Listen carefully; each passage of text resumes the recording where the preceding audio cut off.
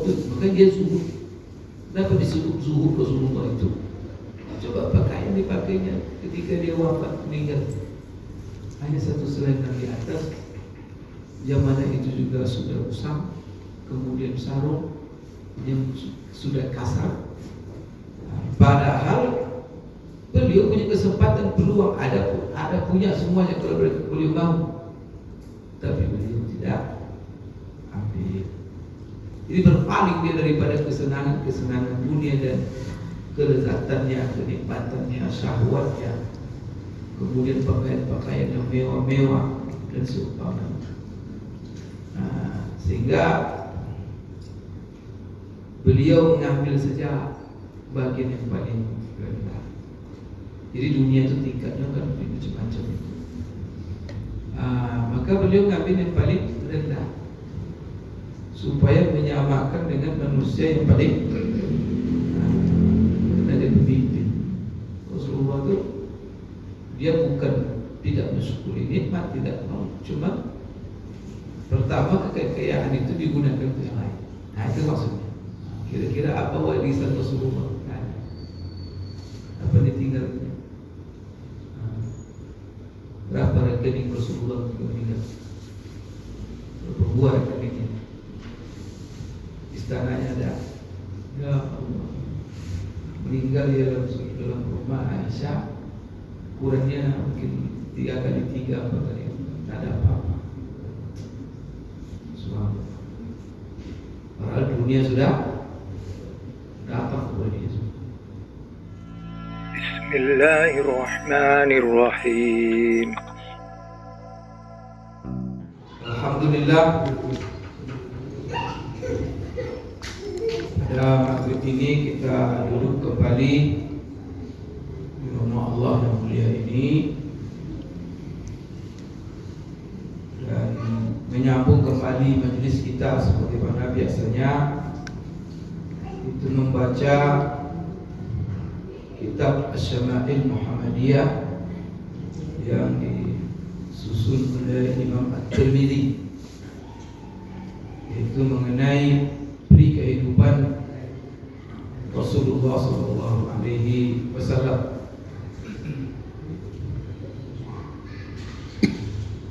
Kemarin ataupun Jumat yang lalu kita telah membahas masalah, atau kita sudah mulai membahas bab maja'a fi sifati izari Rasulullah sallallahu alaihi wasallam, yaitu bab yang menjelaskan bagaimana sifat atau bentuk daripada izar Rasulullah SAW, yang mana ini menunjukkan kepada kita bahwa Rasulullah SAW itu salah satu pakaian yang dipakainya adalah namanya izar. Izar itu pakaian yang dipakai di bagian bawah, kalau bahasa kita ada sarung.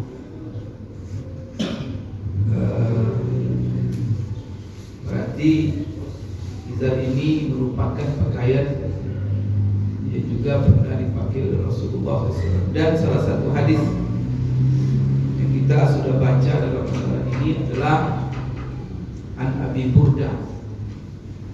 Menceritakan adalah Abu Burda, dia berkata,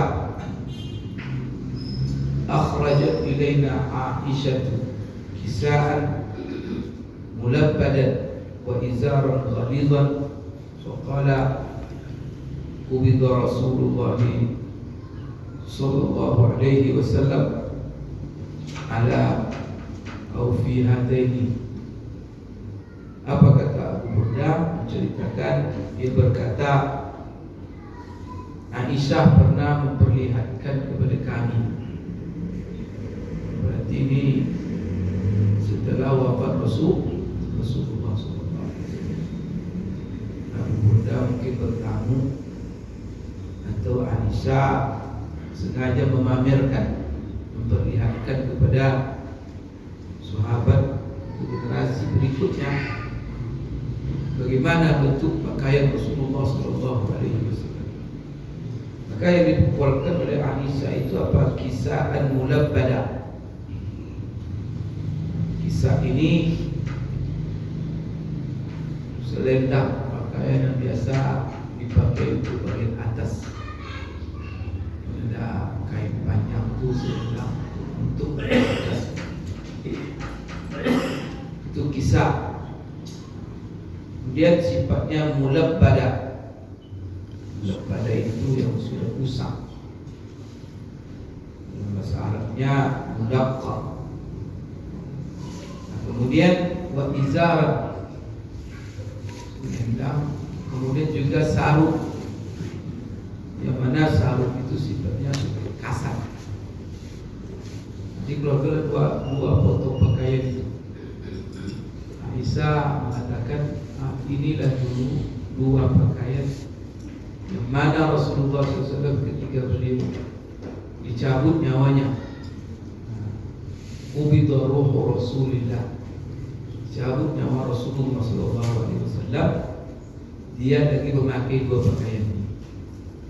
Itu kata Aisyah. Itu di saat wafatnya beliau. Dia apa pakaian yang beliau pakai ketika beliau wafat? Itu adalah pertama kisaan mulabbadah wa izar ghalidha, yaitu kain penutup bagian atas yang sudah usang, dan di bagian bawah ya, sarung yang mana sifatnya sudah kasar. Ini kita sudah jelaskan pada Jumat yang lalu. Ini menunjukkan kepada kita, Bapak Ibu sekalian, bagaimana pakaian Rasulullah SAW ketika dia wafat.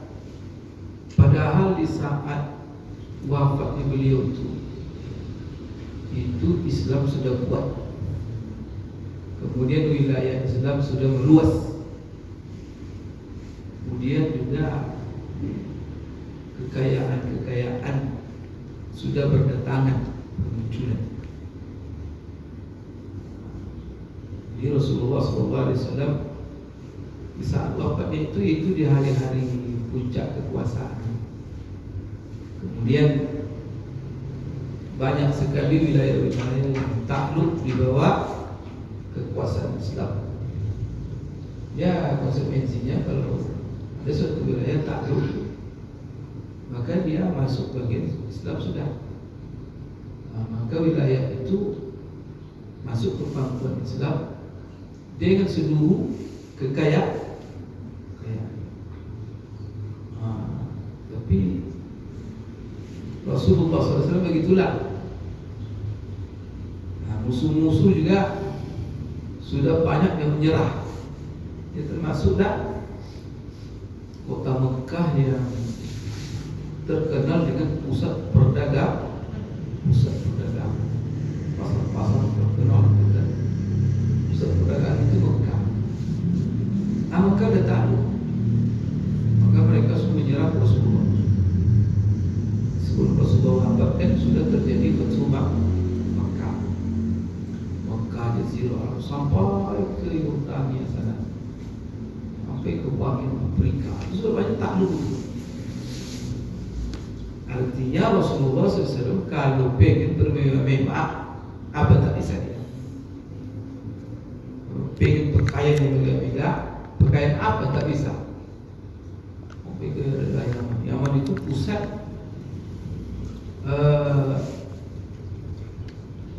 perluasan kita tu pabrik pakaian, perluasan kita ni Bandungnya lah. Jadi di zaman itu terkenal daerah-daerah Yaman itu daerah produksi pakaian. Dari Mekah itu mana pakaian dari Yaman. Nah, kalau Rasulullah kepengen kemewahan dunia, tidak bisa dia pakai. Tapi meninggal dia dengan dua pakaian seperti ini.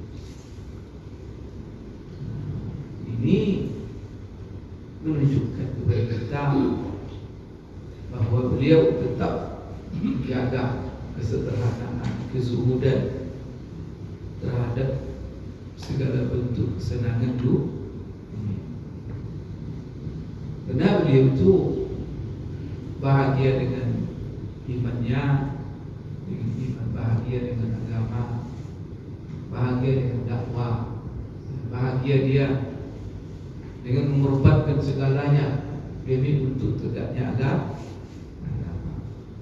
Bukan bahagia dengan mendapatkan kesenangan-kesenangan dunia.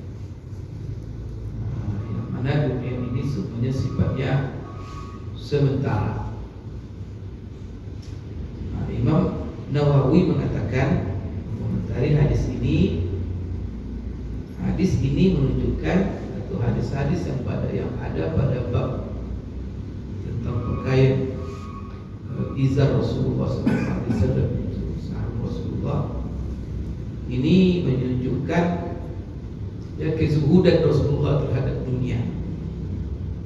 Zuhud itu ya artinya kita tidak ambil dunia, padahal dunia itu datang. Dunia itu terbuka, kesempatan ada,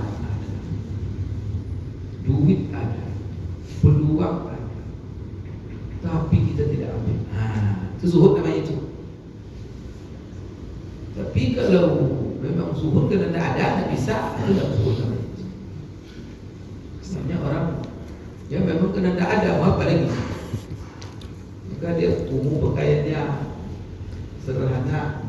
Kenapa kamu pakai begini? Tidak ada lagi naik. Kalau ada yang naik dia pakai lagi paling mewah. Orang seperti itu zuhud namanya. Kalau karena tidak ada, lalu dia pakaian seadanya, karena tidak ada itu tak zuhud. Zuhud itu dia dalam puncak. Seperti ya Abu Bakar itu, Rasulullah itu, maka dia zuhud. Kenapa disebut zuhud Rasulullah itu? Coba pakaian dipakainya ketika dia wafat, meninggal, hanya satu selendang di atas, yang mana itu juga sudah usang, kemudian sarung yang sudah kasar. Padahal beliau punya kesempatan, peluang, ada punya semuanya kalau beliau mau, tapi beliau tidak ambil. Jadi berpaling dia daripada kesenangan dunia dan kelezatannya, kenikmatannya, syahwatnya, kemudian pakaian yang mewah-mewah dan seumpamanya. Sehingga beliau mengambil saja bagian yang paling rendah. Jadi dunia itu tingkatnya kan macam-macam itu. Maka beliau mengambil yang paling rendah supaya menyamakan dengan manusia yang paling ada pemimpin. Di kalau pemimpin itu tepas selera dengan kondisi rakyat. Kalau rakyat pakai diri pula dia. Kalau rakyat makan nasi garam, dia juga makan nasi garam juga. Rakyat susah, dia bermewah, itu bahaya. Rasulullah itu dia bukan tidak mensyukuri nikmat, tidak mau, cuma pertama kekayaan itu digunakan untuk yang lain. Itu maksudnya. Maka dia kaya apa? Tapi habis kekayaannya untuk memberi kepada orang miskin, untuk membela negara. Rasulullah itu tidak bergaji dia, karena semua duit dia hadiah ke dia habis. Kekayaan dia itu habis semuanya untuk umat itu. Bukan mengumpul kekayaan untuk pribadi dan keluarga. Kira-kira apa warisan Rasulullah? Apa ditinggalnya? Berapa rekening Rasulullah ketika meninggal? Berapa buah rekeningnya? Istananya ada. Ya Allah, meninggal dia dalam rumah Aisyah, kurangnya mungkin 3 kali 3, 4 kali, tak ada apa-apa. dunia sudah datang kepada dia. Sekarang orang mencari kemewahan, dikejar-kejarnya dunia kemana? Dunia lari. Rasulullah dunia datang, dia yang lari dari dunia itu. Balik kita. Jadi kita juga kalau kita yang mencontoh Rasulullah SAW, ya begitulah. Jangan terpedaya dengan kesenangan, jangan dikejar dunia itu. Tapi biarkan dunia itu terbuka untuk kita, tapi kita tak mengejar. Ya, dunia itu mengejar kita. Nah, kemudian kita tunjukkan dunia itu semuanya untuk kepentingan ibadah kita kepada Allah, untuk kepentingan dakwah, untuk berbagi kepada sesama. Dan ini juga kenapa Rasulullah meninggalnya seperti itu. Itu kan apa itu? Oh, kain sarungnya kasar, selendang disuruh rusak. Itu orang miskin itu. Artinya kondisi orang miskin. Tapi bukan pura-pura miskin, karena ada pula orang pakai kain kumuh, duitnya banyak di bank, wakil mengeluarkan, pas mati dia baru ditemukan, padahal rekeningnya agak dulu. Astagfirullahaladzim, makannya cuma cabai aja, duitnya tak mau dikeluarkan. Nah, ini manusia basuh namanya terhadap dirinya, orang lain. Kalau Rasulullah SAW tidak ada simpanan, karena semuanya dibagi-bagi. Mau dibagi-bagi, sehingga dia mengambil dikit aja. Yang dia ambil dikit aja, disimpan, tapi semua kata sahabat, tidak ada orang datang Rasulullah itu dikasih. Ada baju bagus sedikit, itu dari muji dia. Rasulullah bagus baju kamu Rasulullah. Aku datang ke rumah yang buka baju kasih sama. Tidak ada yang sisa ini. Kalau ada orang kaya raya, duit banyak, uang hidupnya kayak orang miskin. Tapi kayaknya itu kendili baginya semua orang. Orang oleh dia pakai baju baru bagus, tapi dia sendiri Rasulullah. Kenapa? Karena dia tak mau dengan dunia cukupnya. Berbakar, menguruskan tulang punggung kita, aktivitas sebagai ibadah, itulah dunia. Ada pakaian menutup aurat, bersih, rapi, itu. Nah, maka kata lama kondisi Rasulullah seperti ini, dia yang memilih. Sebagai doanya juga Allah mengabulkan doanya. Allahumma ahyini miskina wa amitni miskina. Ya Allah, hidupkanlah aku dalam kondisi miskin. Kemudian wafatkan aku dalam kondisi miskin. Adalah itu kan berkait orang miskin.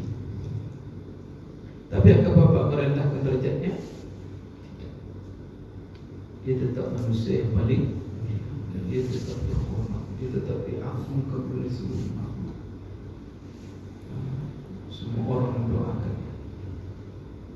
Kenapa? Karena hidupnya bukan untuk kesenangan dirinya, tapi untuk kebahagiaan orang lain. Dia hidup sebenarnya bermakna itu, hakikat itu bermakna itu.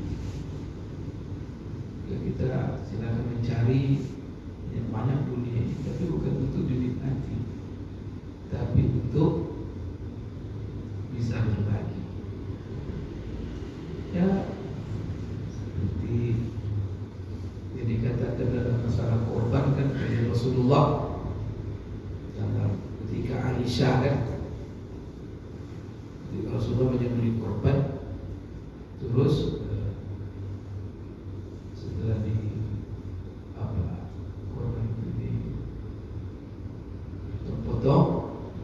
Rasulullah suruh bagi Aisyah, bagi. Nah, sore tanya oleh Rasulullah, gimana bagi korban tadi? Kata Aisyah, sudah habis semuanya saya bagi-bagi, sudah habis bagi-bagi. Tinggal Rasulullah sisanya ini sedikit daging bahu. Karena Rasulullah suka bahu, daging bahu, katif itu. Jadi ketika Aisyah mengatakan sudah habis bagi-bagi, sisa, ini yang sisa yang tinggal di rumah dalam kulkas. Wah, kita kan masukkan kulkas. Karena dia berkorban kan disunatkan sebagian dimakan oleh peserta korban. Kecuali daging korban nazar. Di sini nanti di panitia perlu tanya ke peserta. Itu daftar serta itu korbannya korban sunat, itu korban nazar. Kalau dia korban nazar, maka peserta tak boleh membawa dagingnya pulang. Tidak boleh makan. Kalau dimakan wajib diganti. Ini dibawa pulang 2 kilo pulang mungkin. Dia itu korban nazar. Dahulu itu hati-hati. Jadi diumumkan itu nanti, siapa korban yang nazar jangan bawa lagi pulang. Karena dalam mazhab Syafi'i tidak boleh kalau orang bernazar memakan daging korbannya.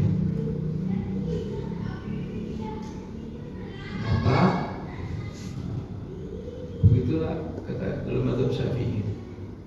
Dia dan anak-anaknya. Maka panitia nanti diingatkan itu peserta-peserta itu. Dia tak tahu dia. Kalau korban yang sunat, atau silakan. Mau makan semuanya juga tidak masalah. Ada orang korban itu masuk kulkas buat dia. Boleh tidak? Boleh, tidak masalah. Tapi tak mendapat keutamaan. Jadi Aisyah ketika bilang habis bagi-bagi juga sudah ya Rasulullah, ini sisa. Kata Rasulullah bukan begitu caranya. Itu salah komentar kamu. Yang kamu bagi-bagi itu bukan habis. Yang kamu bagi-bagi itu sisa. Yang kamu sisakan ini itulah yang habis. Barang habis. Maka yang taruh dalam kulkas itu sisa itu yang habis itu. Itu yang habis itu. Nah, yang sisa untuk kita itu yang sudah kita bagi sedekahkan, zakatkan, korbankan. Itu yang sisa itu. Maka yang tersimpan dalam rekening kita itu yang habis itu. Kalau mau disisakan dia jangan taruh di rekening, taruh dia di orang miskin, di korban kita, ya, itu baru namanya sisa. Jadi kalau banyak kita tidak sayang sama diri, capek mencari untuk yang habis semuanya. Nah, yang sisa mati kita dari sisa. Bagaimana supaya kita menyisakannya? Bagi. Bagi-bagi itu yang tersisa untuk kita. Carilah di dunia ini untuk yang tersisa. Yang kita bawa mati. Itu gimana caranya itu? Isi mana mereka ini? Tidak tahu malaikat ini. Tercatat, teramat. Itu cerita untuk kita bawa. Tersimpan dalam rekening. Mati kita habis dibagi-bagi istri dan anak-anak. Makanya sampai dapat korban kita. Bisa dapat korban di raya besok. Kata Rasulullah, usai itu sholat kata Rasulullah. di hari itu dua amalan kita, sholat dan korban. Kalau sholat, kalau korban kurang. Kalau korban tapi tak sholat juga kurang. Maka fasal lillah bika wa ta'ala. Nah, jadi ini pelajaran dari Rasulullah. Jadi Rasulullah itu kenapa dia begini hidup begitu? Yang didapatkan di dunia ini oleh dia untuk sisa semua, untuk dibawa. Sebab kalau dia nikmati dalam hidupnya, itu namanya untuk hak. Habis untuk beli pakaian bagus-bagus, sepatu bagus, mobil mewah-mewah, apa? Ya habis kan? Itu apa sisa lagi? Nah, maka kalau mobil cukuplah pacar. Orang bisa membeli Lexus kan, Panza aja. Jadi antara Panza dengan Lexus tadi itu kemana? Disisakan, taruh dia di wakaf, taruh dia di sedekah, taruh itu. Jadi ada orang gitu. Dia pakai yang sederhana. Kenapa dia yang pakai apa? Karena ini yang habis itu jangan terlalu. Yang tersisa itu. Ya tapi tidak juga salah kalau saja kita nikmati, boleh juga. Tapi kurang cerdas. Kalau Rasulullah kan kita disuruh cerdas. Maka yang orang cerdas itu kan al-kayyisu man dana nafsahu wa amila lima ba'dal maut. Cerdas itu orang yang bisa menundukkan kehidupannya kepada apa maunya Allah. Pertama, kedua, semua yang dicarinya adalah untuk setelah bukan untuk waktu hidup. Semua dicarinya. Kirim Rasulullah nanti semua. Itu bisa cerdas. Maka dia mengambil dunia ini hanya yang akan habis itu yang kedarnya aja. Maka dia memikirkan yang tersisa yang akan dia bawa nanti menghadap Allah. Tak ada orang menghadap Allah dengan Lexus, tak ada. Mercedes dengan amal. Nanti untuk kita bawa.